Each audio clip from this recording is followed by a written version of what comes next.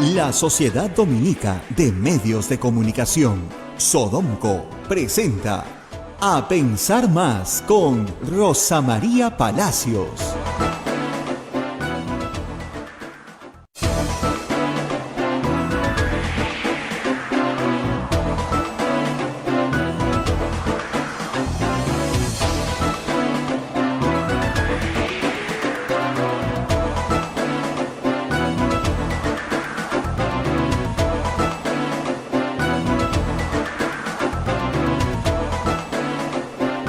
Señoras, señores, muy buenos días. Bienvenidos a Pensar Más con Rosa María Palacios a través de las emisoras de la Sociedad Dominica de Medios de Comunicación.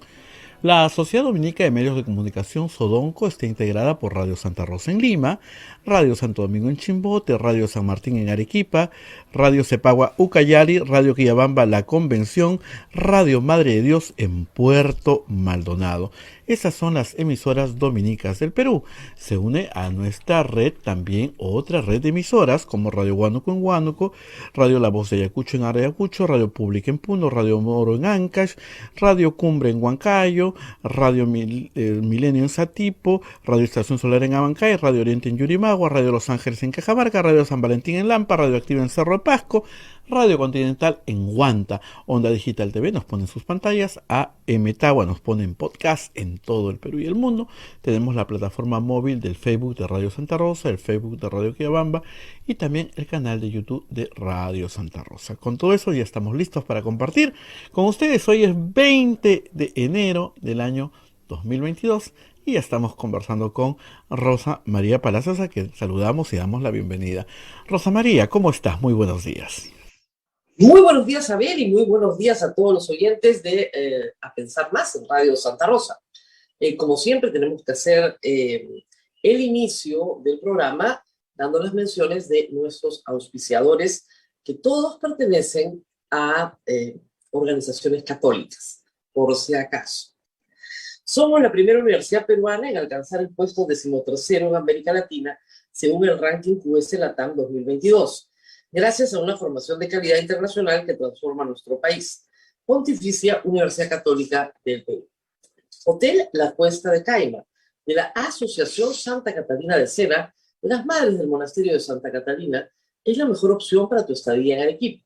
Lo recaudado por el hotel sostiene las instituciones de apoyo social de las madres que benefician a niños, niñas, mujeres y adultos mayores en estado de vulnerabilidad. Informes en el Facebook e Instagram del Hotel La Cuesta de Caima, Arequipa. Policlínico Ángeles de la Salud ofrece servicios de calidad en salud a precios al alcance de todos. Servicio de rayos X, mamografía, laboratorio de análisis clínico, ecografía, colonoscopía, endoscopía, tópico, farmacia y servicio de ambulancia.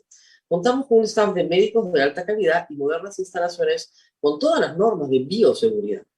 Las madres dominicas del convento de Santa Catalina contribuyen con sus oraciones por la salud física y espiritual de nuestros pacientes. Calle Antero Peralta, A10, Urbanización San José Humacoyo, frente a la Iglesia del Sagrado Corazón de Jesús en Arequipa. Colegio Sagrado Corazón Sofiano, 74 años al servicio de la educación en Arequipa, formando integralmente a la niñez y juventud desde la pedagogía de luz y verdad. El proceso de admisión para el año 2022 está abierto. Colegio Sagrado Corazón Sofiano, formamos en luz y en verdad. El Colegio Privado Bilingüe Reina de los Ángeles, situado en La Molina, Lima, tiene como meta la educación en las virtudes cristianas para construir una sociedad más humana, más fraterna y más feliz. El Colegio Bilingüe La Asunción, perteneciente a la Congregación de las Hermanas Dominicas de la Inmaculada Concepción, ubicado en Trujillo, La Libertad, brinda una educación a jóvenes y niños basada en las virtudes y en la espiritualidad dominica. Colegio Santa Anita brinda educación católica desde el diseño curricular Luz y Verdad. Es una gran opción a los papás que buscan para sus hijos una educación de calidad con valores. Cuenta con docentes en el manejo de los entornos virtuales de aprendizaje para el desarrollo de habilidades de los alumnos que los hagan competitivos en la sociedad.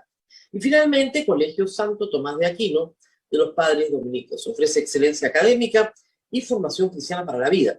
Abre el proceso de admisión para el año 2022 para primaria y secundaria. Informes en los teléfonos 987-118509 y 426-3390. Colegio Santo Tomás de Aquino, 129 años formando en valores cristianos. Muy bien, y todos muy atentos, por favor, en este programa. Más adelante vamos a estar con el jefe de la OMPE, Piero Corbeto, por supuesto, para hablar de las elecciones municipales y regionales que nos van a convocar este año a votar en octubre, pero también para hablar de perdón, las mentiras que ha tenido que sufrir en carne propia Piero Corbeto y que ha tenido que sufrir todo el sistema electoral peruano. Mentir es algo que se hace muy fácil en el Perú y se utilizan muchos mecanismos, a veces líderes políticos, a veces redes sociales, y a punta de repetición se presume que se puede desprestigiar a un candidato, a cualquier persona, incluso un proceso electoral completo, a punta de repetición. Y lo que se probó claramente es que aquí no hubo ningún fraude. Ningún fraude. Y es muy importante que este tema no sea invisibilizado, porque es como lo que sucede con los antivacunas, ¿no es cierto? Hay que contestarles y decirles que están equivocados, que las vacunas salvan vidas y que no se puede mentir y mentir y mentir en la esperanza de que a punta de repetición la mentira se convierta en verdad. Acá nunca hubo un fraude.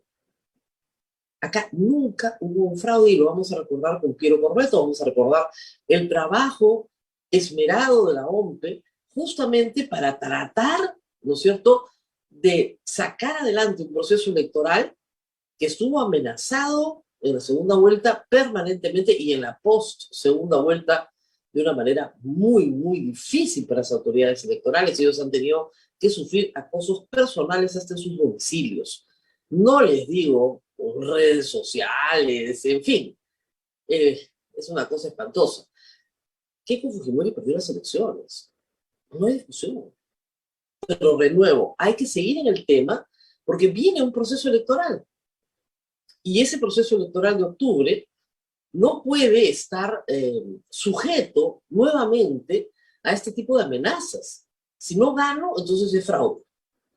Estados Unidos está con el mismo problema, enfrentando el sistema democrático, a un candidato como Donald Trump que quiere volver a la presidencia de los Estados Unidos, alegando que le han robado la elección, y sus asesores haciendo lo mismo. Rudy Giuliani, abogado y ex gobernador de Nueva York, abogado de Donald Trump, le han suspendido la licencia de abogado por decir eso, por decir que Biden robó las elecciones. Acá no te pasa nada.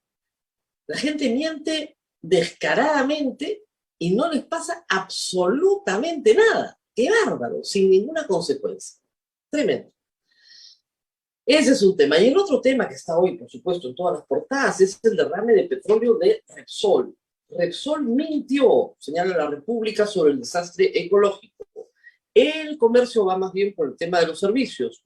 Hay 20 playas contaminadas. Desastre ambiental, derrame de 6.000 barriles de petróleo en el mar. Esto es grave. El crudo vertido en la refinería de La Pampilla el sábado alcanzó Ancón, donde han sido afectadas reservas naturales de flora y fauna. También han sido perjudicados cientos de pescadores, como explicábamos ayer. Acá la historia está centrada en quién tiene la culpa de qué. Pero yo reitero lo que puse ayer en Twitter y lo voy a reiterar ahora porque anoche, a ver, no sé si has estado siguiendo las redes sociales, he tenido un ataque troll masivo, ¿no? Sí. Muy gracioso, la verdad. Yo sé que la mayoría de la gente no lo entiende, pero yo lo disfruto. Entonces, bueno, se bloquea, pues se le mete. Y obviamente, no sé si te has enterado, pero Repsol financia este programa. Obviamente, No, oye. te financia a ti y a mí, ¿no? Y creo que hay un pozo de petróleo debajo del convento, más o menos, ¿ya? Es muy divertido, ¿ya? Pero yo entiendo que hay un sector progresista que quiere que se escriban las cosas con cierto lenguaje, ¿no? Pero no les vamos a dar el gusto, pues ¿qué vamos a hacer? Tenemos que decir la verdad, es como los antivacunas o el fraude. Decir la verdad suele ser muy impopular. Lo que ha pasado es horrible. Por supuesto que es horrible, no es feo, es horrible. Por Dios, las imágenes son espantosas. Nadie quiere ver a un animal muerto, ¿no es cierto? Embarrado en grasa de petróleo, es una cosa horrorosa.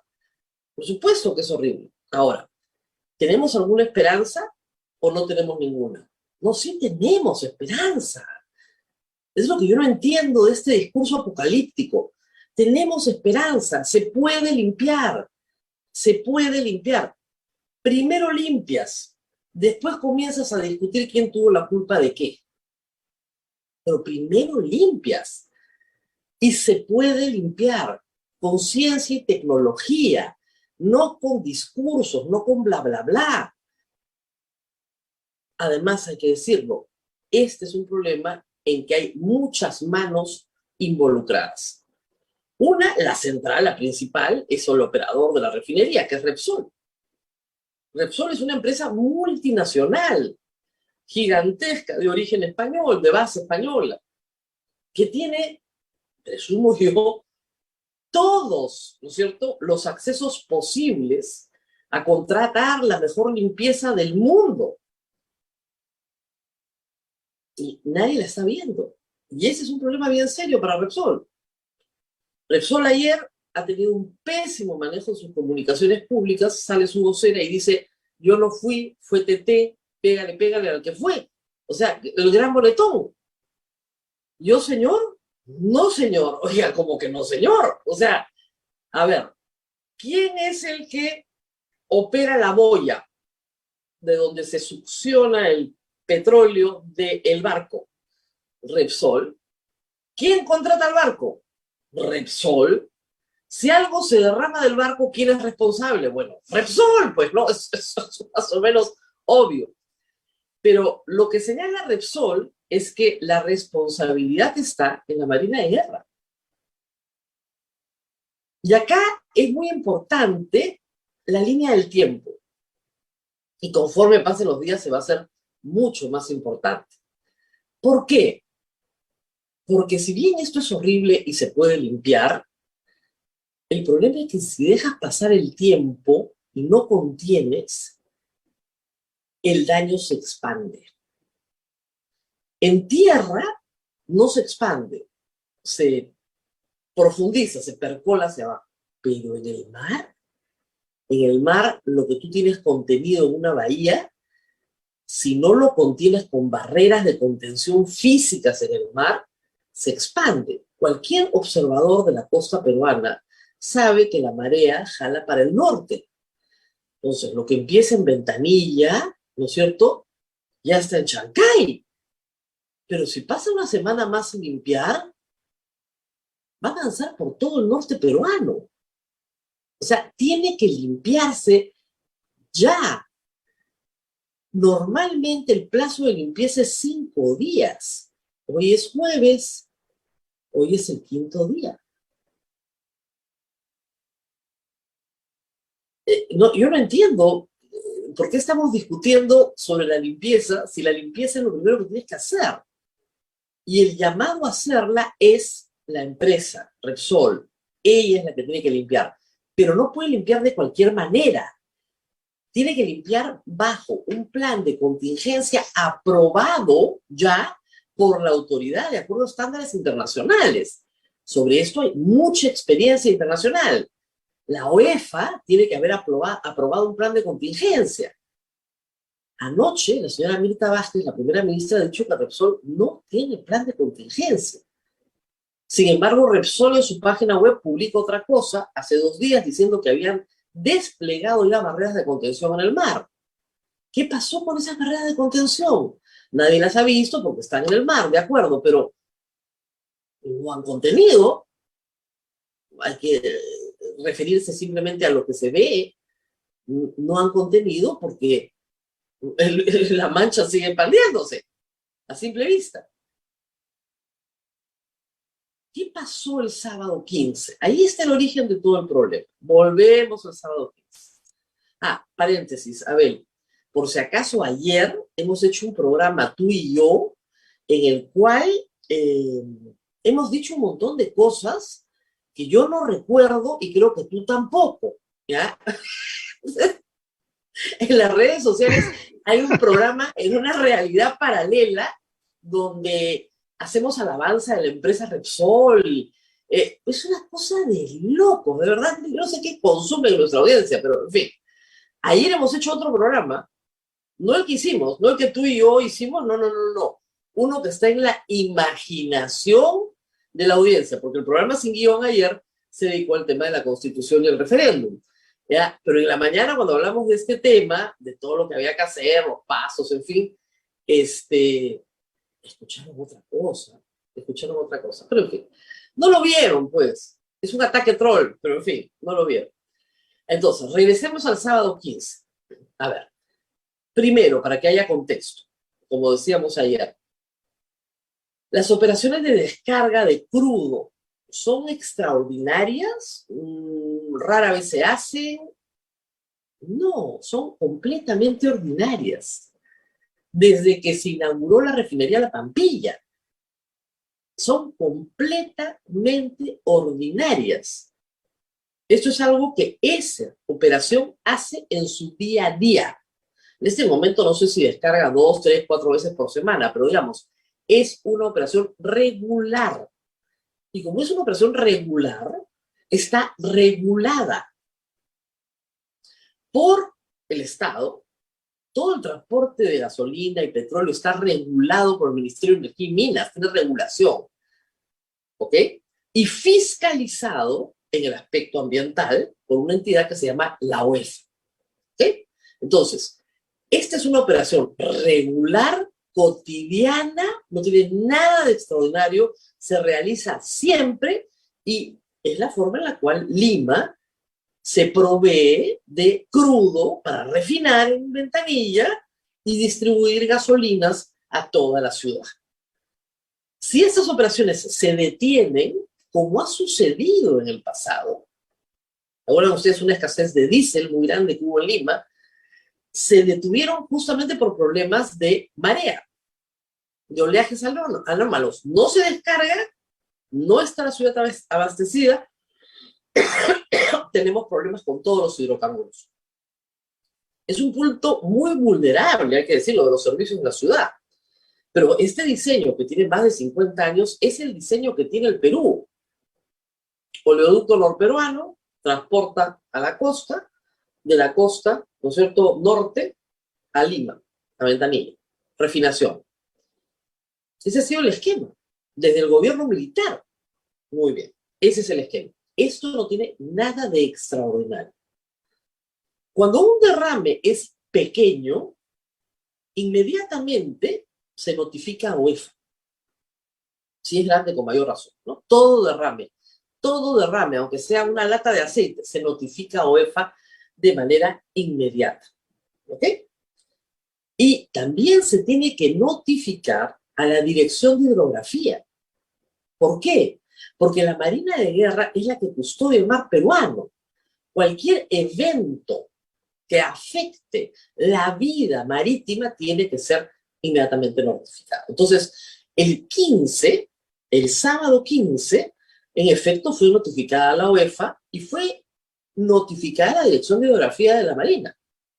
Pero, lo que les dijo Repsol el día sábado en la noche no corresponde con la realidad encontrada. Esa es la primera conclusión a simple vista.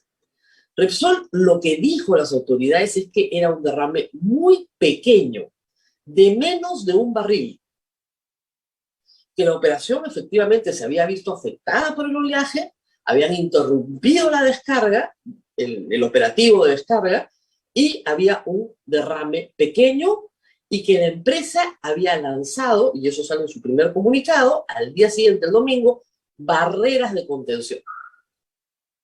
Ese era su primer informe. Domingo. El domingo, oiga, el domingo nadie se agitó, ¿eh? Porque además no sucede tan pegadito a la orilla, no sucede adentro. La boya está mucho más adentro. Muy bien. El lunes es el alcalde de Ventanilla que está en la playa y dice, ¿qué es esto? Por favor, esto es una cochinada. Tenía toda la razón de estar molesto, por supuesto, es una cochinada, se ve espantoso. El lunes ya habían pasado 48 horas desde el accidente. En esta primera parte, ¿qué ha pasado ayer? La jefa de comunicaciones de Repsol, que francamente les digo, es un desastre, ha salido a decir que ellos no son los responsables del derrame sino la Marina por no haberles avisado sobre los oleajes anómalos. Y que ellos hicieron una comunicación, una llamada a la Marina específicamente para esa operación de descarga y la Marina les dio el visto bueno. Les dijo que no había ningún problema. Ahora, ¿es suicida la gerente de comunicaciones de Repsol? Dice eso porque, bueno, quiere excusarse de responsabilidad. Acá hay un asunto que es crítico para UEFA. Si Repsol puede acreditar que esa llamada existió, que esa comunicación se dio, que esa respuesta se dio, para UEFA, de acuerdo a la jurisprudencia y a las resoluciones de UEFA, cuando tú actúas de acuerdo a lo que señala la autoridad competente, es muchísimo más difícil sancionar. Ojalá que esa llamada no haya existido y ojalá que la Marina de Guerra no haya dado un visto bueno para esa operación de una manera que se pueda rastrear. Porque la multa que le corresponde a Repsol obviamente es la más alta posible. Acá hay varias responsabilidades, para que la gente entienda. Hay una responsabilidad administrativa, otra responsabilidad civil, otra responsabilidad penal. ¿Ok? Ambiente maneja las administrativas. Entonces, las administrativas son multa, inhabilitación, remediación, en fin, una serie de actividades y pagos que se tiene que hacer. La multa más alta es 30.000 UITs, 138 millones de soles, que es lo que le va a tocar a Repsol pagar de todas maneras. ¿Ok? Pero Repsol tiene seguros. O sea, no es que le haga mucho daño la multa que le va a poner la UEFA, porque tiene los seguros y los paga justamente para estas contingencias. Y debería tener un seguro también contra accidentes, que pague todos los costos de la remediación, que es lo que se está pidiendo. Y en cuanto a la responsabilidad civil, que consiste en indemnizar por el daño, entiendo que ayer ya un grupo de pescadores que han estado organizándose con el auspicio del congresista Ed Málaga, ya están sentados en la mesa de negociación con Repsol diciendo, bueno, ¿es cierto? Nosotros no vamos a trabajar X tiempo y me tienen que compensar por mi trabajo perdido X tiempo. Y esa responsabilidad civil también la tiene que asumir a la empresa. Y además, reitero, para eso tiene seguros. Entonces, tienes responsabilidad administrativa, tienes responsabilidad civil y tienes responsabilidad penal. Muy bien. Para que exista una responsabilidad penal, tiene que haber dolo, culpa o negligencia. ¿Ok? En este tipo de acciones tiene que haber dolo. ¿Puede haber dolo eventual? Sí, claro, por omisión de funciones. Pero tendrías que probar que todos los involucrados omitieron intencionalmente lo que tenían que hacer. ¿Y quiénes son los involucrados acá? La empresa, Repsol, los que estaban operando el barco, los que estaban operando la boya, estamos hablando ya de seres humanos, ¿no es cierto? Que hicieron o no hicieron o dejaron de hacer lo que les correspondía hacer. Y en esa investigación que tiene que conducir la UEFA, claramente, en esa investigación se tiene que determinar exactamente qué fue lo que pasó. Y esa es una investigación muy compleja. No la podemos hacer los periodistas ni ustedes que me están escuchando. Podemos opinar, creer, suponer, especular. Yo no he estado en el puente de mando. ¿Qué pasó? ¿Por qué no pararon de bombear? O sea, preguntas que cualquier persona se hace, ¿no? O sea, si yo estoy en una operación y se rompe la manguera, paro de bombear inmediatamente. Según lo que dice el jefe de la UEFA, son 6.000 barriles. 6.000 barriles es dejar correr bastante rato, o no. O ya una vez que uno abre la válvula, cerrarla ya es muy difícil. O sea, todas esas preguntas están ahí para hacerse. Hay que hacerlas, obviamente, sanciones de acuerdo, pero lo primero, volvemos, lo que estamos viendo es horrible, y lo primero es limpiar. Y nos podemos pasar días acusándonos con el dedo, etcétera. Pero si no se limpia, la mancha se expande. La corriente lleva para el norte. ¿Se puede limpiar? Sí se puede limpiar. Este no es un problema terminal, no es un problema en el cual, bueno, se acabó, no hay nada que hacer. No. Evidentemente las aves muertas no van a resucitar, pues ya no hablemos como tontos, no, eso no va a suceder. Segundo, CERFOR tiene que determinar, y probablemente IMARPE también, cuál es el daño a sus áreas de competencia. CERFOR ve todo lo que es zonas reservadas, ¿no es cierto? O sea, tiene que hacer un informe sobre el impacto de la fauna. En la fauna en tierra, en islotes, playas, etc. Normalmente en una playa, yo ahorita estoy frente al mar, hay más o menos 12 especies o 3 especies de aves en cualquier playa de la costa peruana. Bueno, tienes que hacer un inventario, tienes que ver cuál es la afectación real y luego hacer todo un análisis sobre la reproducción, etcétera, etcétera, y cómo se va a ver afectada. Y luego, IMARPE tiene que ver si hay una afectación a la biomasa marina o no. Porque la afectación al pescador, claro, evidentemente hay una inmediata, de aquí a los próximos 15 días, pero hay una mediata que tiene que ser determinada por IMARPE. Porque si los cardúmenes abandonan la zona y se van a otras zonas, los pescadores artesanales no pueden ir a otras zonas a trabajar porque el flete es carísimo, no les da. Entonces tienen que ser compensados por mucho más tiempo. Entonces, como ven, no es una entidad, son muchas entidades, algunas del Estado, científicas, que tienen que decir cuáles son las afectaciones para establecer los mecanismos de compensación a quienes resulten compensables. Consejo práctico, todos los pescadores afectados tienen que inmediatamente estar agremiados para poder recibir, ¿no es cierto?, lo que tienen que recibir hoy, mañana, pasado y los próximos días. La empresa es la primera responsable, no hay discusión. Ahora, si la empresa quiere repetir contra la Marina de Guerra, contra el Estado peruano, esa es otra historia.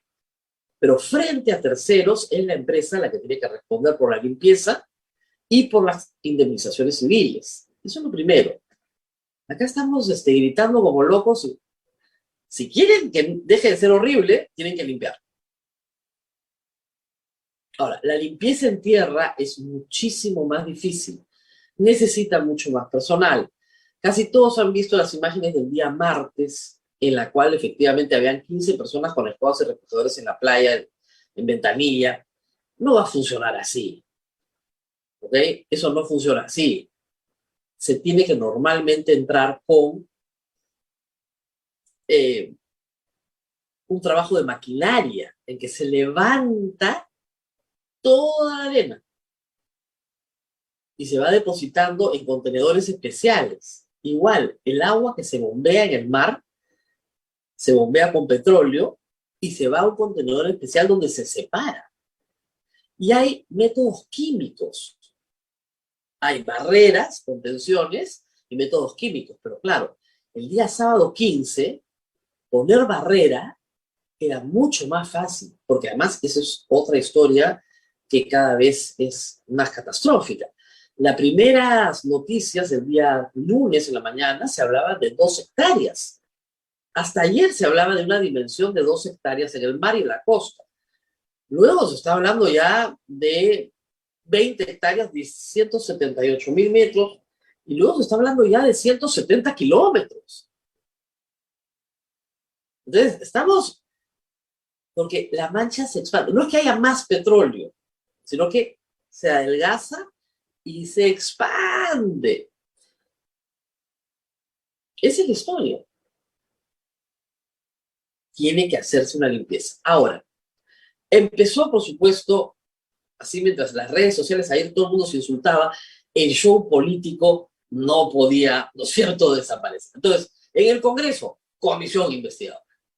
Comisión de fiscalización investiga, ya estamos salvados. Las políticos de izquierda que anulen el contrato, expulsen a Repsol del país. Claro, nos quedamos sin gasolina, ¿no? No hay ningún problema, pero en fin, seguramente, no sé, sus carros vuelan, no tengo idea, pero inmediatamente hay que decirlo, ¿no? Estaba servido, estaba servido. Y Guido Bellido, Vladimir Cerrón no van a desaprovechar la oportunidad. Se las pusieron en bandeja, delante del arco, salieron corriendo, metieron goles y dijeron, ah, ya, ahora sí, muera la empresa privada. Perfecto, bien.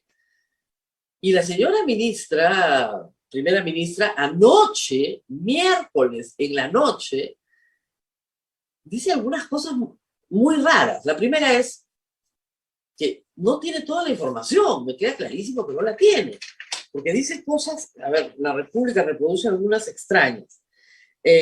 Señaló la primera ministra, según la información de la UEFA, que Repsol solo emitió información inexacta, minimizando la verdadera gravedad de la situación, sino que además carecía de un plan de contingencia para este tipo de casos.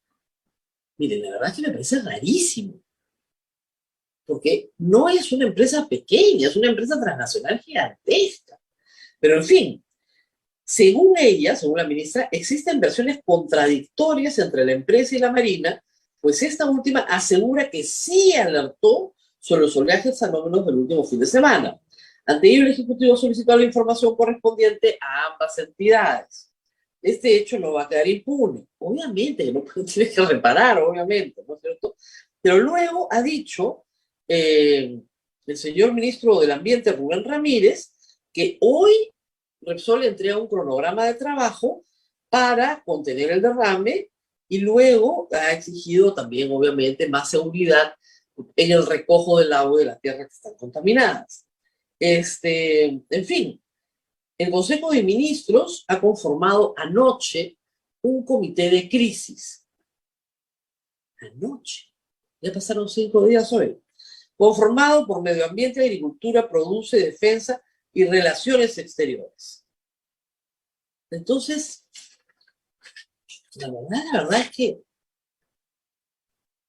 reacción tardía, pues, ¿no? O sea, si vas a hacer un comité de crisis, el sábado en la noche hacías el comité de crisis.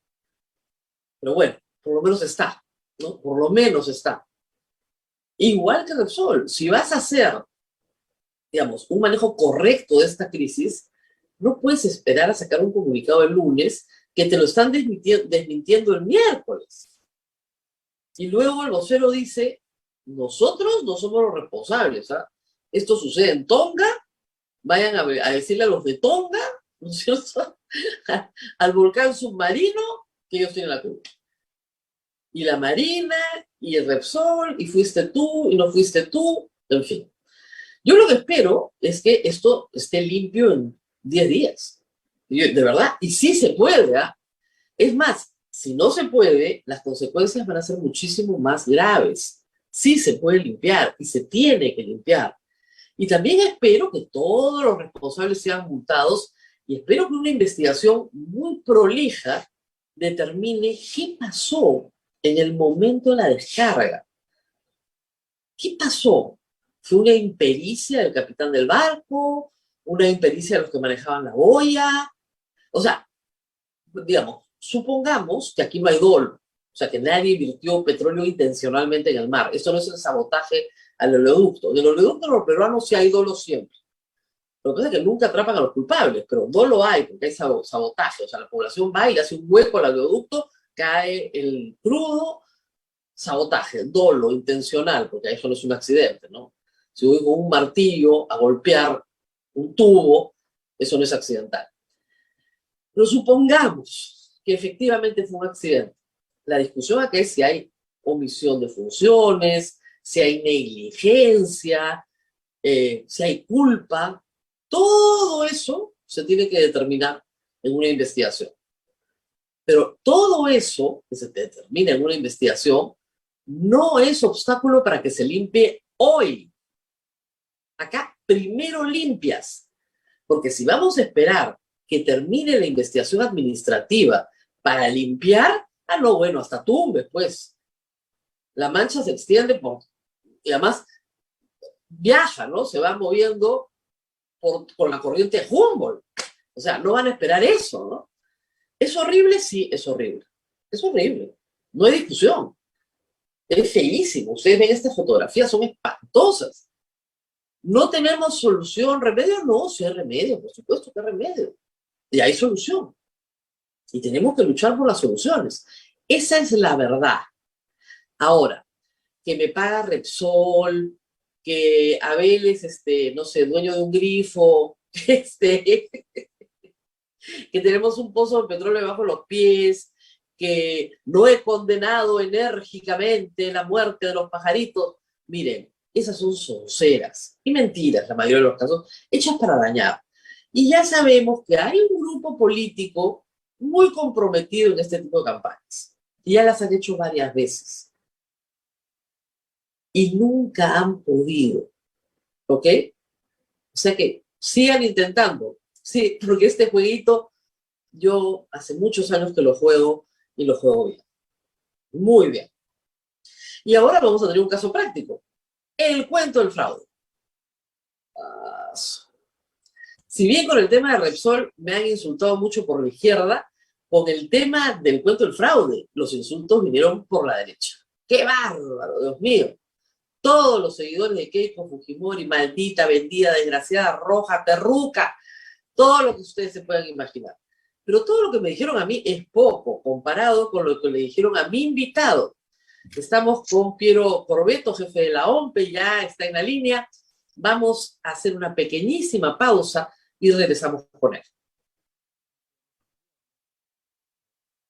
Vamos, el micro, siempre es uno se olvida el micro. Vamos a ir a la pausa y bueno, sí, solamente a nuestros oyentes que felizmente la mayoría ha entendido, algunos nomás que no entienden, ¿no? Repetir, aquí nadie culpó a nadie, tú dijiste ahí que se investiga yo no todo. sé qué programa vieron. Sí, pues no, como ha defendido esa abogada y nadie culpó a nadie, ¿ya? Pediste que se investiguen, pero lo primero que dijiste, para que no avance el daño, porque ahora ya está por Chancay, hay que limpiar, eso es todo. Y eso es horrible, se han agarrado, es horrible lo que ha pasado, sí, es horrible. esa frase sacada de contexto, ¿no? Claro. Sacada de contexto, No, pues que para eso son lo han unos usado, tromes. ¿no? Para eso son unos tromes, ¿no? Es horrible lo que ha pasado, por supuesto. O sea, yo no sé quién puede decir que le gusta lo que ha pasado.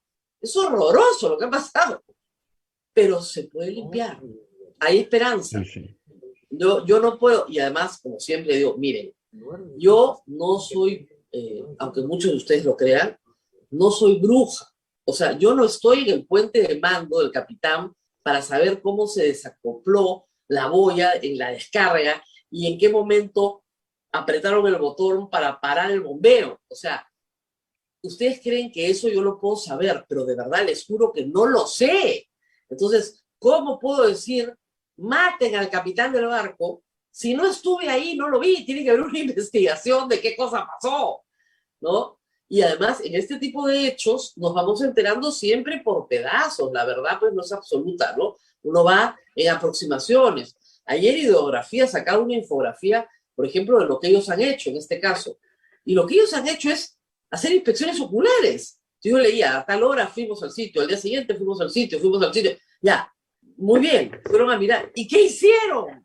Porque mira, ayer el presidente sobrevolaba, no se sacaba el sombrero, ¿no? Dentro del helicóptero, sobrevolaba, ya. ¿Pero qué hicieron? No basta la inspección ocular, es contra el tiempo. Es como si tú tuvieras una persona debajo de los escombros de un edificio, ¿no es cierto? Y la gente estuviera discutiendo quién es el propietario del edificio, si construyó bien, si usó bien los materiales, si los materiales de construcción tenían el fierro suficiente, de quién fue la culpa de que se cayera, del terremoto, de Dios. Y el tipo está abajo y está esperando que lo saquen. Esto es igualito. Es horrible, sí, pero se puede limpiar. ¡Limpien, pues, caracho, por Dios! Después discutimos de quién es la culpa. Pero primero limpien. Nada. Así es. Que el daño aumenta si no se limpia. Claro, los negacionistas antilimpieza son como los antivacunas, ¿ah? No. Acá hay una conspiración mundial de la prensa con Repsol y esta conspiración que les pagan y son sus abogados. Es igualito que los antivacunas. Y es igual que el tema del fraude, ¿no? en otra dimensión, porque ahí yo sí creo que había en ciertos momentos y lugares dolo, ¿no? Pero es lo mismo. Convences a un grupo de personas de una mentira porque la verdad les es insoportable. No pueden soportar la verdad. Perdió pues su candidata, ya, es horrible. Pero eso, por ejemplo, no se puede limpiar, ¿eh? Porque no ha pedido ni disculpas. Ni disculpas. Vamos a la pausa, regresamos con Piero Corbeto. Pausa y volvemos. El jefe de la OMPE, regresamos. Sodomco, Sociedad Dominica de Medios de Comunicación.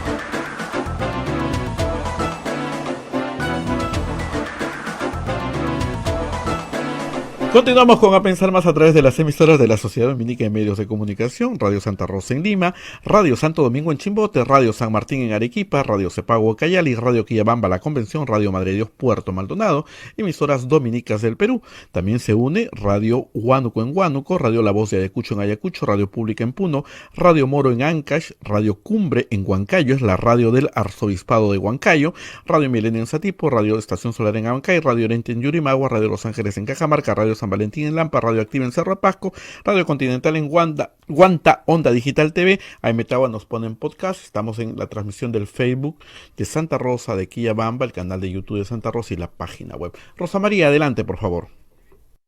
Muy bien, y nos reíamos en la pausa, porque creo que no se los dije, ¿no? Pero el partido político que ha estado básicamente organizando el ataque a troll ha sido Juntos por el Perú. También gente de Perú Libre, por supuesto, ¿no? Pero son básicamente los mismos, se los conozco y sé cómo juegan, etc.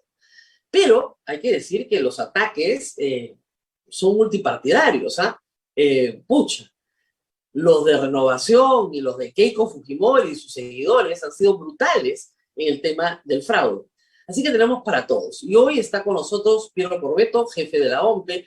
Y empecemos por ahí. Usted ha sido afectado personalmente durante varios meses, de maneras muy viles, hay que decirlo, señalando todo tipo de maldades respecto de su trabajo y de usted. Cuando finalmente el Poder Judicial confirma que no hay ninguna firma falsificada, cosa que usted ya sabía y yo también, ¿qué pensó?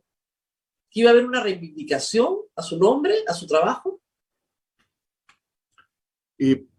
Muy buenos días, Rosa María, muy buenos días, querido Abel, un hombre nazareno que se le aprecia mucho en la casa, en las arenas, a las radios dominicas, muchas gracias, y a tu público que se aprecia tanto. Yo creo en Dios, yo soy un hombre de fe y creo que la justicia tarda pero llega. Dios pone con el tiempo todo en su lugar. Y lo hemos asumido con la tranquilidad del deber cumplido, ¿no es verdad? Sin ningún ánimo revanchista ni nada por el estilo. Nosotros siempre miramos hacia adelante. Hay que conocer qué sucedió para poder construir hacia adelante, ¿no? Creo que tenemos que iniciar una etapa de reconciliación, cerrar heridas, y de alguna manera uno se siente reconfortado, ¿no? Que el esfuerzo que hicimos, que tú y otros líderes de opinión, sin ningún tinte político, ¿no? Porque había gente de derecha y de izquierda. O sea, nosotros presentamos resultados con 42% y Keiko adelante en segunda vuelta, y yo tenía esa misma noche 300 personas de Perú Libre abajo gritando fraude, ¿no es verdad? Y recordando que yo era amigo de Pierre Figari, dicho sea de paso, ¿no? Entonces, de verdad, también es una cosa de locos, ¿no? La cosa cambia de hora en hora, ¿no? Sí, claro. Pero con la tranquilidad del deber cumplido, ¿no? Ahora, Teresa, el daño, para eso. más allá del daño personal que se puede superar, el daño al sistema es lo que preocupa. ¿Por qué? Porque hay una credibilidad que se juega en cada elección. Y el sistema electoral peruano fue muy dañado el año 2000 por Montesinos y Fujimori, Papelito Manda y toda la historia que recordamos. Y ha costado mucho reconstruirlo. Y reconstruirlo de tal forma que sea creíble. ¿Cree que se ha visto afectada la credibilidad del sistema, no solo de la OMP, sino de todo el sistema electoral por estos incidentes? Sí, por supuesto. Nosotros hicimos un estudio de confianza y caímos 15 puntos de antes de la primera vuelta, después de la segunda. 15 puntos es muchísimo, ¿no? Muchísimo. Es muchísimo. Hemos estado en una situación límite, creo yo. Creo que gracias a líderes de opinión como tú, las misiones de observación, los comunicados del exterior fueron fundamentales, creo yo. El comunicado del Departamento de Estado norteamericano, de la Cancillería británica, de la Cancillería canadiense, de la Unión Europea, yo siempre voy a estar agradecidos con ellos porque creo que ayudaron a poner un poco de paz aquí. Y creo que con el tiempo, este es el inicio, todavía hay un conjunto de denuncias. Yo estoy denunciado por fraude en primera y en segunda vuelta, imagínate, es una cosa de locos, no es verdad. Soy claro. Además cabecilla de una organización criminal, para algunos es una cosa de locos. Entonces, este es solamente el inicio, ¿no es verdad? Esto se va a ir decantando todo naturalmente. Hay una comisión en el Congreso a la cual estamos brindando todas las facilidades porque así debe ser, ¿no es verdad? Nosotros tenemos que colaborar con la justicia y con el Poder Legislativo. Y estamos con la tranquilidad de haber cumplido. Creo que perdemos de vista que el gran reto de las elecciones generales, de las elecciones del Bicentenario, era hacer elecciones en COVID. Claro. Lo del fraude fue un tema después. Pero tenemos todos que serenarnos, que entender que este es año muy complicado, porque la polarización se puede multiplicar en 2000 elecciones simultáneas que tenemos en las subnacionales, y tenemos todos que poner paños fríos, mirar hacia adelante, ¿no es verdad? Y desde la OMPE seguir trabajando de una manera muy profesional para recuperar la confianza que pudimos perder en un sector que creo que informamos, pero en ese momento era muy complicado, pero tenemos que seguir construyendo y generando confianza porque los administradores electorales somos en esencia, Rosa María, administradores de confianza. Claro, es que yo confío en que mi voto cuente, como dice el lema de la OMP, ¿no es cierto? Que cuenten el conteo, o sea, que me lo cuenten bien. Y yo lo entrego en secreto, tengo el derecho a dar reservas sobre él, nadie me puede pedir cuentas de mi voto, pero yo tengo la confianza de que ese secreto va a ser compartido por la OMP de una manera honesta, ¿no es cierto? Entonces, eso no se puede romper, por eso yo creo que sí hay que visibilizar el hecho de que personas públicas, representantes de partidos políticos, denunciaron un fraude que no existía más que en su imaginación, porque esto afecta profundamente la forma democrática de gobierno y la va a afectar en estas elecciones, que creo que van a ser la prueba de fuego ya para su jefatura. Y vamos a ellas de llano. Es mi mayor preocupación, Rosa María. Escenarios de violencia focalizada, porque recuerde que tenemos no menos, según un reporte de Defensoría del Pueblo, si la memoria no me falla, 200 conflictos. Si a eso le sumas además la posibilidad de conflictividad política a partir de escenarios de polarización, que hay que recordar también que la elección subnacional en el Perú es siempre mucho más violenta que una elección nacional, porque pueblo chico, infierno grande, ¿no es verdad? Siempre hay, digamos, posiciones... Ahora, examinemos un poco cómo viene la mano. A ver, respecto a partidos nacionales, el número de partidos nacionales se ha reducido por la ley, ¿no es cierto? Hay en este momento en el registro de organizaciones políticas, si no me equivoco, hay 11 partidos nacionales, ¿verdad? Sí, y 6 en proceso de inscripción, si la memoria no me falla. ¿Pero todavía podrían participar o ya están fuera de plazo? En las internas podrían participar. Recordemos el caso del Frente Esperanza, liderado por Fernando Olivera Vega, ¿no? Nosotros le hicimos la interna el 2020, pero no llegó por pocos días a inscribirse y mantuvo la inscripción y va a participar ahora. Entonces, igual puede suceder con el resto. Podrían no llegar para este proceso electoral, pero llegar para la siguiente. Nosotros igual debemos hacer la interna. Pero todavía podrían llegar, digamos. Sí, claro. Perfecto. Muy bien. Esos son los partidos nacionales. Ahora, aquí el Perú juega de otra manera. ¿Cuántos movimientos regionales están inscritos para participar en estas elecciones? Aproximadamente 170, entre 170 y 175, con aproximadamente 30, 35 en proceso de inscripción. Ok. Supongamos que lleguen a 200, siendo muy optimistas, ¿no es cierto?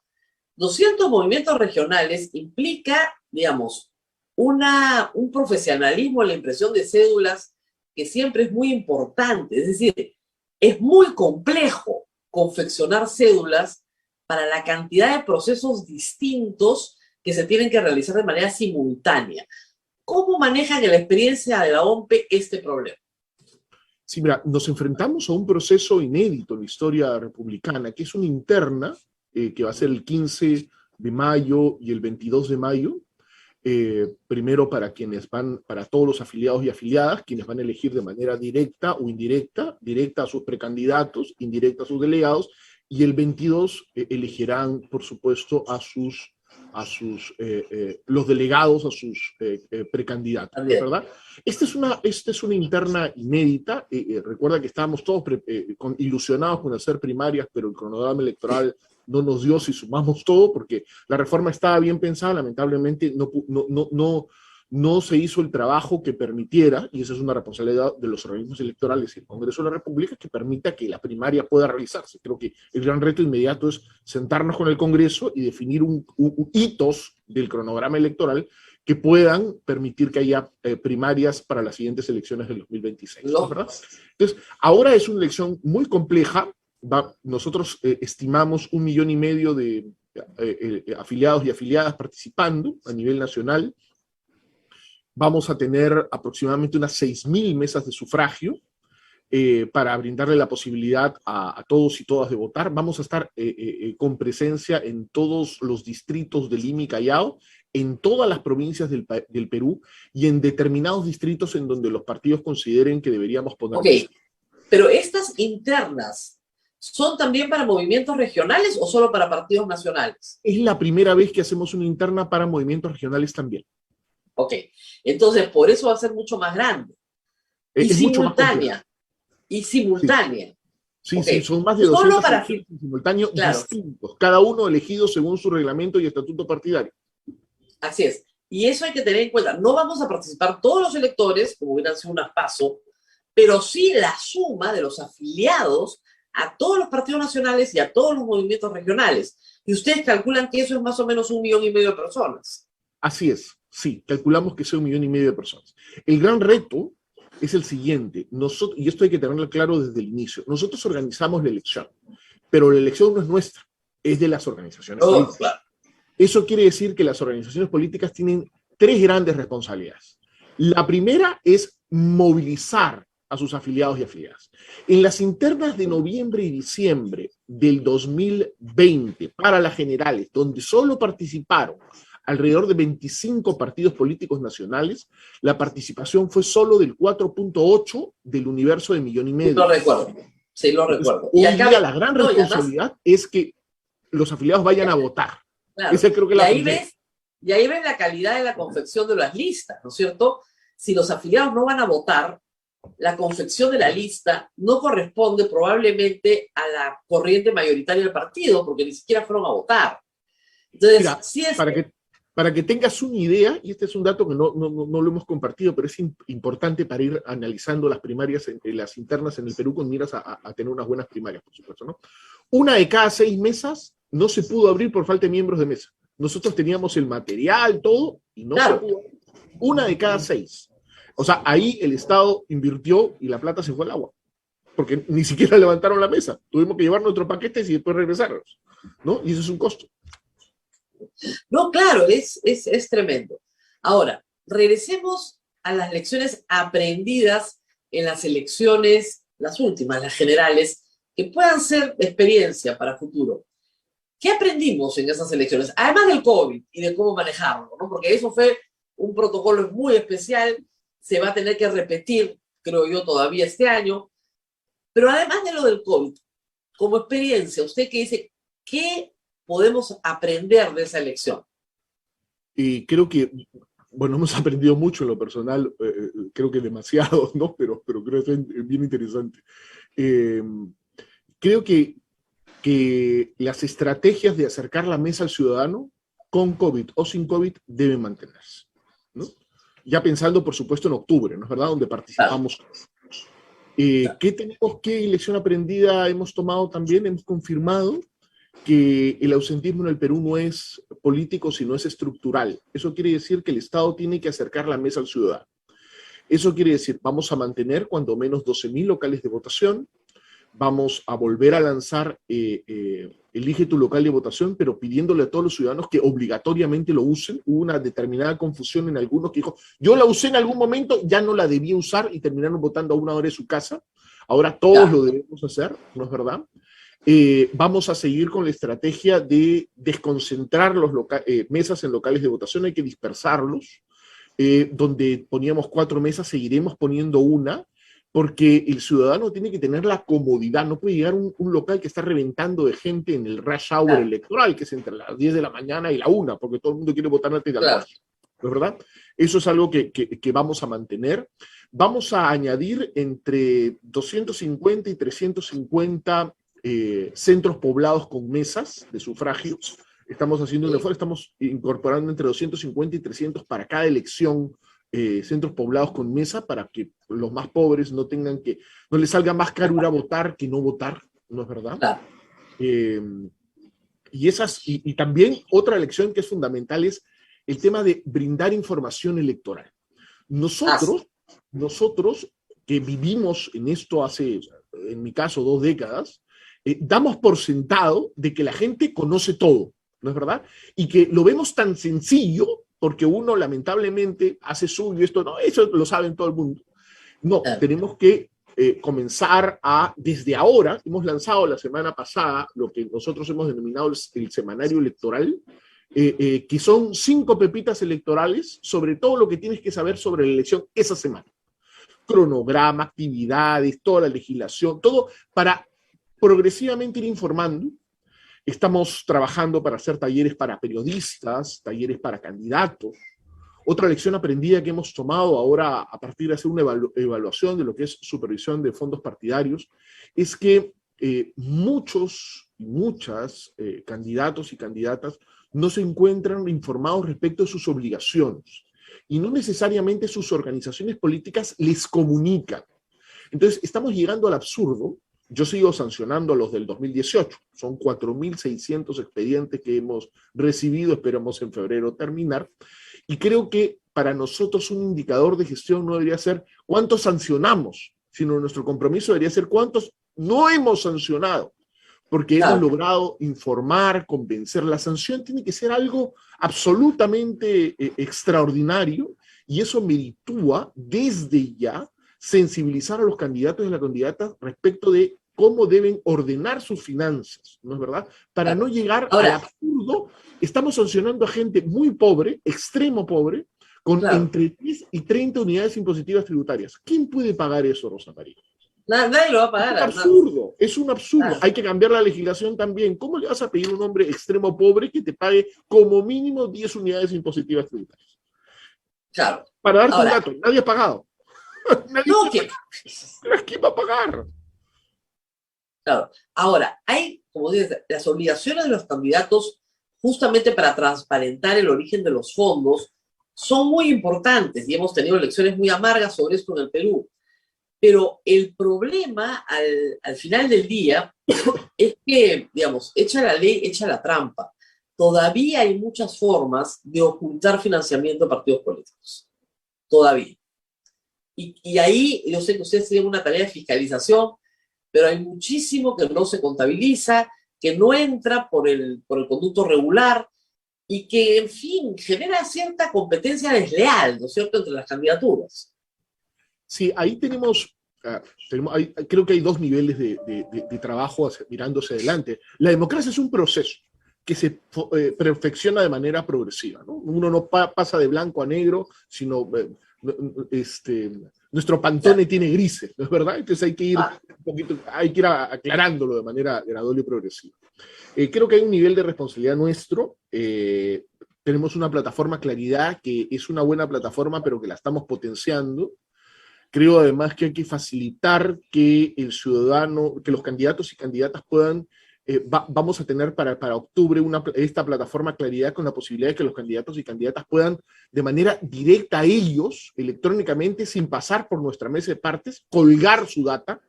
Ya no va a ser que nos dan la data a nosotros la revisamos y vemos que colgamos. No. Y los candidatos y candidatas van a entrar a Claridad, van a colgar su información, ellos van a ser responsables por lo que cuelgan, por supuesto, y desde el segundo después a que lo cuelgan, todos y todas vamos a poder ver en qué ha gastado y quién no.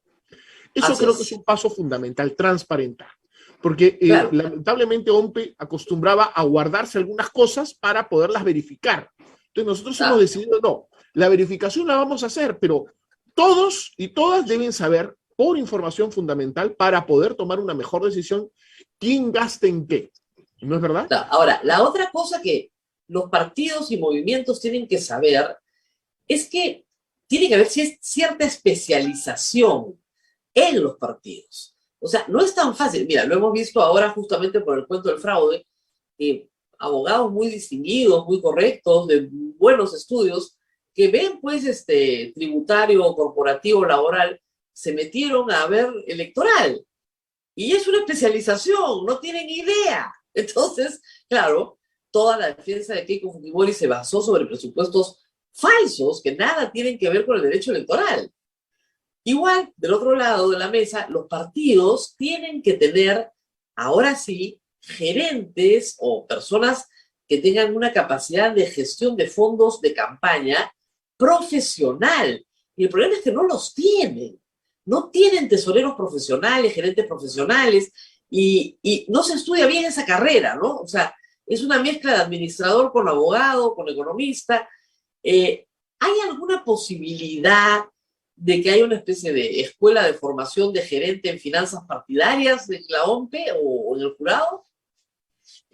Lo que tú has descrito es la evidente muestra de debilidades institucionales de nuestras organizaciones políticas y la ausencia de la profesionalización de la política, ¿no? Ahí hay todo un dilema si es que las no reelecciones permiten esta profesionalización de la política, ¿no? Esa es toda una discusión que me parece bien interesante que hay que abrirla hacia adelante. Pero nosotros justo ayer tuvimos una reunión muy fructífera con PNUD, ¿no? Estamos trabajando para hacer capacitaciones presenciales en todas las regiones del Perú. Estamos desde este semestre, no vamos a esperar el segundo semestre, para fortalecer las competencias de los partidos y de los candidatos y candidatas también. Hay que fortalecer a los movimientos regionales. Muchos de los problemas que se suscitan en partidos y en movimientos regionales es que existen rivalidades internas, entonces renuncian, se pelean, entonces el que era tesorero ya no entrega la información. Existen muchas cosas de esas. Entonces tenemos que formar, y es una responsabilidad nuestra que asumimos de manera plena. Nuestro compromiso es fortalecer la democracia. No hay democracia sin partidos, hay que fortalecer a los partidos y los movimientos regionales. Y eso implica que exista gente capacitada para cumplir roles.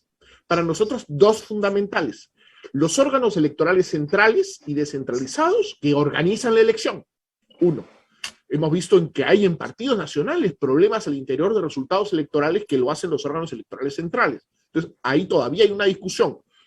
Yo soy la idea, a la uruguaya, de que OMPE debería, y los organismos electorales en general, organizar todas las internas de partidos, no solamente de candidatos, sino también de autoridades, para darles una mayor institucionalización. Y el segundo bloque es el bloque de tesoreros, contadores. Es todo un mundo el tema de las finanzas partidarias, porque además tiene que haber finanzas partidarias con paridad. Esta además va a ser la primera elección donde vamos a aplicar paridad, alternancia y paridad horizontal. Eso quiere decir que van a haber igual número de cabezas de lista de candidatos a alcaldes, mujeres y hombres por partido. Entonces, es una mayor dificultad. Claro. Eso quiere decir que cada partido tiene que poner igual candidatos a alcaldes que alcaldesas. Entonces, eso es un esfuerzo y hay que prepararlos. No están preparados necesariamente. Claro. Ahora, hay que decir algo también. En un sistema donde los partidos están muy débiles, muy poco institucionalizados, a veces el candidato es el que él mismo es, como dicen, ¿no? Yo bailo con mi pañuelo, ya sea parlamento, ya sea una municipalidad, ya sea regidor, etc. Y ese candidato no tiene la capacidad institucional de hacer siquiera cuentas. ¿no es cierto? Por más buena fe que tenga, porque no tiene el paraguas del partido, porque es un invitado, y sin embargo, ese candidato sí está obligado a rendir cuentas. Entonces, para que tengamos una idea, digamos, de los candidatos al Congreso, en el último proceso electoral, ¿todos los candidatos han presentado sus cuentas de lo que ellos han gastado? Cuando menos 400 no. 400 no, pues. O sea, saquen ustedes su línea. Ahora, Entonces, la gran mayoría sí, pero todavía bueno. tenemos un rezago. En las elecciones del 2018, que estamos terminando de sancionar, nosotros esperamos llegar a julio con todo lo anterior cerrado. Para que todos sepamos quién presentó, quién no presentó en anteriores, ¿no? Y quién está multado, ¿no es verdad? Para que todos sepamos por quién vamos a votar, ¿no es verdad? Eso es un compromiso de nosotros. En julio lo tenemos que tener cerrado. Y nuestro esfuerzo es capacitar, crear una masa capacitada en los partidos, en democracia interna, organismos electorales centrales y descentralizados, tesoreros, contadores, para que puedan todos presentar. Y no solamente eso, sino equipos que los rodean, ¿no es verdad? Porque alguien se muere, se enferma, renuncia, se pelea, tiene que haber gente capacitada. Pero nosotros esperamos a julio poder presentarle al país, ya, estos no presentaron en tal elección, estos no presentaron en otra, estos deben tanto, quién debe, por qué debe. Ahora, hay un asunto con las multas. La multa debería ser, como usted dice, la medida ya residual, que es un correctivo para que la gente se porte bien, un disuasivo de conductas impropias, etc. Pero las multas no se pagan nunca. O sea, hay multas de los procesos del 2006, de los procesos del 2011, a partidos nacionales, ¿ah? Que nunca se pagaron. El partido desapareció y la multa nunca se pagó. Sí, nos ha pasado. Creo que ahí tenemos que... Hay un gran reto y parte de la materia para el análisis la tenemos que construir nosotros respecto de cómo mejorar la legislación, ¿no? Porque son dos niveles. Mejoremos juntos la legislación, que no va a tener impacto ahora, ¿no? Recordemos que toda modificación debe tener un impacto, debe cerrarse como máximo un año antes, para que todos podamos, digamos, tener claro el proceso electoral, ¿no? Pero nos tenemos que sentar a debatir cómo perfeccionar la legislación y luego de ello cómo mejorar el reglamento y los sistemas de OMPE que permitan una mayor transparencia, mayores facilidades. Nosotros estamos haciendo hasta análisis de experiencia de usuario para los partidos, para los ciudadanos, porque nuestros sistemas tienen que ser, digamos, agradables, fáciles de usar. Nosotros no podemos ser parte de los que ponen las cosas difíciles, sino al contrario. Pero creo que hay dos niveles, ¿no? Trabajemos a partir de toda la data que tenemos que tener sistematizada y estamos construyendo, qué debemos mejorar, cómo, por ejemplo, el tema de las multas, ¿no es verdad? Hay un tema que se comenzó a pagar, pero se tomó una decisión de que extraordinariamente por este proceso electoral quienes tenían deudas podían participar en organizaciones políticas. Y no era así para las elecciones generales y eso permitió que algunos pocos paguen algo, ¿no es verdad? Pero es una operación cara para OMPE. Para que tengas una idea, nosotros en supervisión de fondos partidarios en algún mes hemos gastado más o menos 600.000 soles. Porque hay que contratar auditores, abogados, notificadores. Notificar en pandemia es complicadísimo. Tenemos que irnos a la notificación electrónica, todo el Estado tiene que irse a la notificación electrónica. Hoy día yo tengo que pedir al ciudadano, por favor, inscríbete en la notificación. Y eso es un tema que tenemos que trabajar juntos. Muy bien, entonces las tareas continúan. Hay gente que cree que OMPE desaparece cuando no hay elecciones. Y no es así, no para nunca. No, nosotros no paramos nunca, es imposible. Hay mil cosas que mejorar. Nosotros trabajamos para brindar un mejor servicio. Somos servidores públicos y nosotros tenemos que hacer que la gente esté cómoda, que se sienta bien, que tenga resultados prontamente, que se sienta más seguro. Nosotros estamos trabajando todo el día. Y quiero pedirte, aprovecharte esta gran oportunidad que me brindas para invitar a las organizaciones políticas, más de 200, como hemos conversado hoy día, a que puedan convocar, tienen entre el 15 de enero y el 22 de enero para convocar a sus internas partidarias. Estamos viviendo en un momento fundamental en donde las organizaciones políticas, las radios dominicas llegan al interior del país muy bien, por eso quiero robarte estos minutos, para decirles, invitarlos a que por favor tienen entre el 15 y el 22 y comunicárnoslo de inmediato para hacer su convocatoria a elecciones internas. Lo tiene que hacer el órgano electoral central, ¿no es verdad? Tiene que definir si va a elección directa o indirecta, si va a elegir directamente a sus precandidatos o lo va a elegir primero delegados y después precandidatos. Tiene que elegir el ámbito, porque ni siquiera los movimientos regionales tienen necesariamente presencia en todos los distritos de la región, ni en todas las provincias de la región. Por tanto, si no tienen una provincia, otros de la región van a tener que elegir ellos. Entonces tienen que definir eso también de manera clara. Entonces eso tiene que estar ahora entre los puntos a tratar en la convocatoria. Una pregunta final sobre voto electrónico. ¿Va a regresar el voto electrónico presencial o ya es una...? El presencial no. No. Nosotros estamos trabajando para que sea no presencial fundamentalmente inicialmente para peruanos residentes en el exterior. Creo que ahí tenemos un reto. Estamos trabajando con miras a eso. Tenemos que desarrollar un software nube, no un software servidor como tenemos ahora para asistencias técnicas. Esto tiene que ser auditado, tenemos que generar, tiene que participar la sociedad civil, los partidos. Puede existir la tecnología, pero todo tiene que realizarse con consenso de las organizaciones políticas. No podemos poner nada. Nosotros aquí vamos a llegar a que en nuestro menú exista, ¿tú quieres votar desde tu teléfono? Obviamente con los mecanismos que permitan acreditar de manera certera la identificación de quien va a emitir su voto, que no es lo mismo que el voto postal, que tiene una serie de debilidades, ¿no es verdad? Así es. Y que el que quiera vote de manera presencial en su colegio. A eso tenemos que llegar. El futuro es digital, pero todo tiene que ser construido. Pones tu huella digital y de ahí votas. Así es, con DNI electrónico. RENIEC tiene un DNI electrónico muy potente que lo está masificando y ese también es una llave muy interesante. Claro, esa puede ser una posibilidad, pero todavía eso necesita ley, necesita muchísimo camino que caminar, pero sí hay que estar preparados porque el futuro nos alcanza, ¿no? Y esta pandemia nos ha demostrado eso a cada rato. El futuro nos alcanza. Sí. Al final del día. Bueno, muchísimas gracias por haber estado esta mañana. No sé, a ver si hay alguna pregunta del público. Sí, hay algunas preguntas.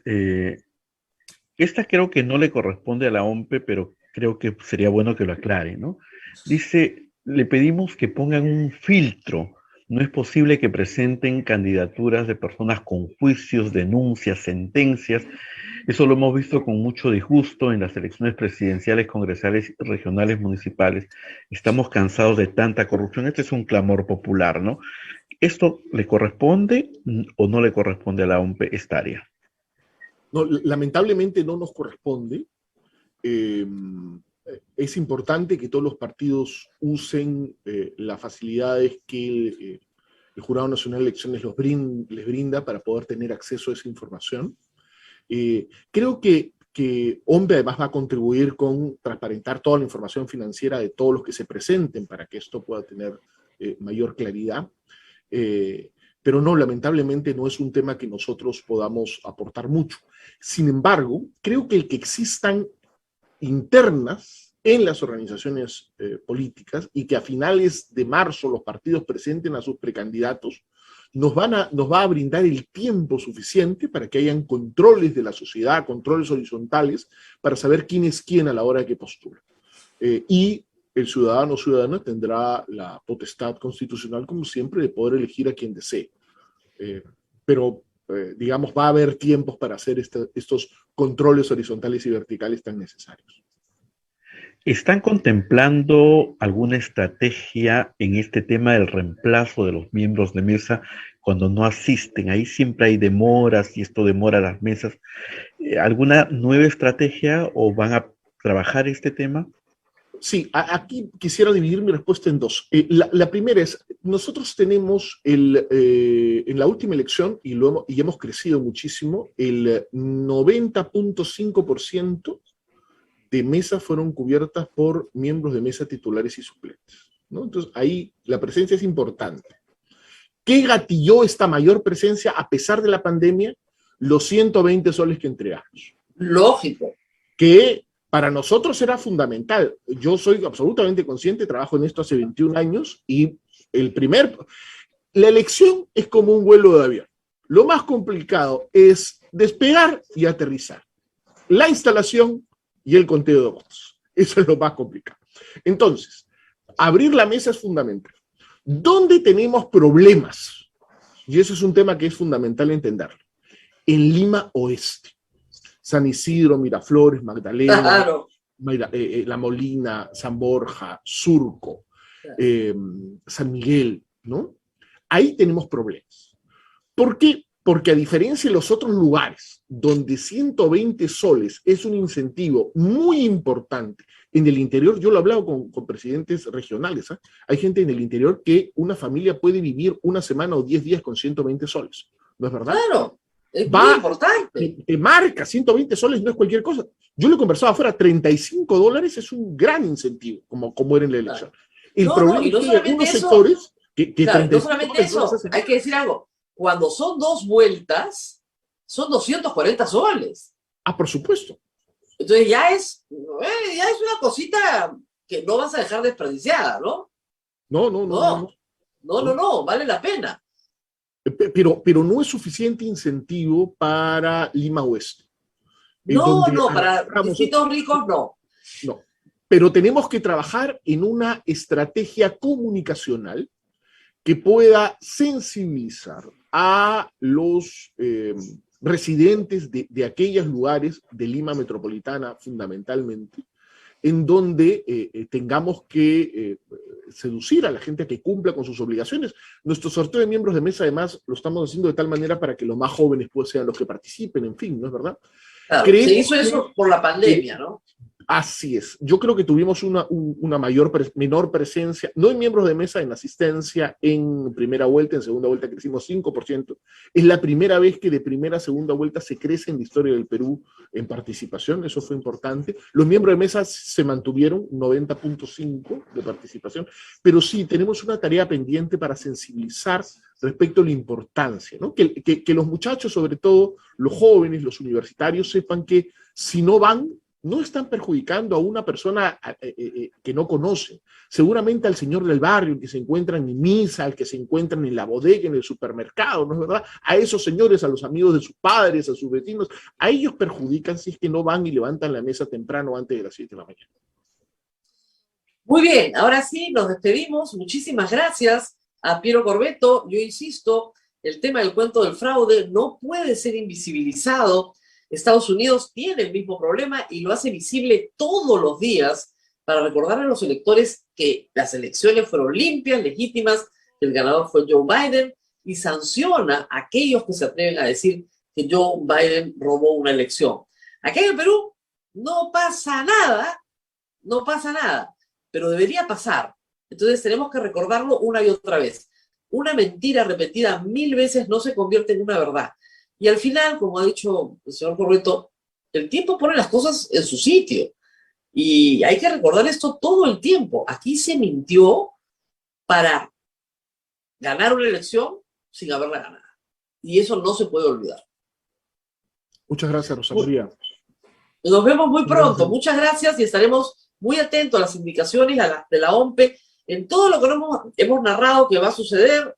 Enero convocatoria, mayo internas, y todo el proceso hasta las elecciones de octubre, que ya están muy, muy cerca. Parece que estuvieran lejísimos, pero pasa volando. Aquí cito nomás, como dicen. Muchísimas gracias. Un abrazo a él.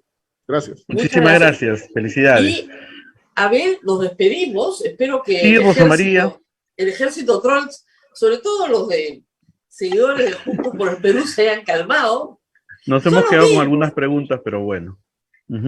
Pero vamos a tener a la gente de la OMPE todo el tiempo, les prometo, durante los próximos meses, porque efectivamente hay un tema de educación electoral que está faltando, ¿no? Que asumimos que todo el mundo sabe y en realidad no tiene todo el mundo por qué saber.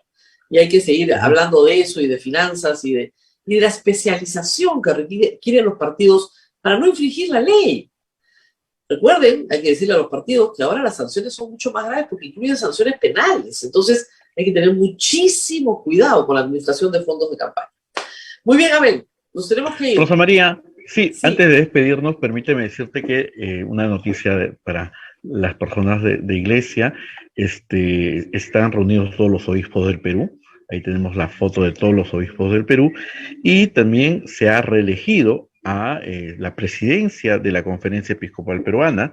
Ahí están los 4, te mandé también quiénes son, los 4 obispos reelegidos. De presidente sigue Monseñor Miguel Cabrejos, de vicepresidente el cardenal Pedro Barreto, primer vicepresidente. De segundo vicepresidente está Monseñor Roberto Presbot y Monseñor Norberto Strockman. También lo veo en la foto. Sí, lo veo los 4 en la foto. Son los directivos, llamemos así, de la Conferencia Episcopal Peruana, que están en reunión hasta el día de mañana. Así es, y cuando la conferencia se reúne, salen cosas muy buenas, hay que decirlo, y ustedes han visto esa fotografía muy bonita, con distancia social, porque la mayoría de los obispos están dentro del grupo de riesgo, por no decir todos. Y hay que decir que varios son sobrevivientes del COVID en este momento y han salido adelante gracias a las oraciones de todos ustedes y de toda la feligresía que nos acompaña. Así que muy bien, todo lo mejor para la Conferencia Episcopal y que este trabajo de reflexión que hacen constantemente nos lleve a las mejoras necesarias para la buena marcha de la Iglesia Católica en el Perú. Nos tenemos que despedir, Abel. Así es, Rosa María, nos vamos, esperamos tener un día un poco más tranquilo, sobre todo. Y además ya saben, se ve horrible, pero se puede limpiar, hay esperanza. Hay cosas que no tienen remedio, esta sí lo tiene. Sugerencia, lean completo, no saquen la línea. Esa es la única sugerencia. Porque ahí sacan la línea nomás de todo el contexto. A ver, no hay buena fe. Eso. No hay buena fe. Entonces, no hay nada racional que explicar. Es un problema típico de mala fe, del cual soy víctima de manera constante hace muchos años y a mí me termina divirtiendo, francamente. Yo sé que a la mayoría de la gente no le divierte, a mí me divierte muchísimo. Muy bien, nos vemos mañana nuevamente. Chao, chao. Nos vemos mañana, Rosa María. Chao, cuídate.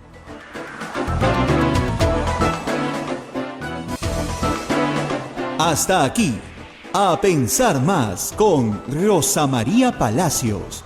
Este programa fue producido por la Sociedad Dominica de Medios de Comunicación, Sodomco.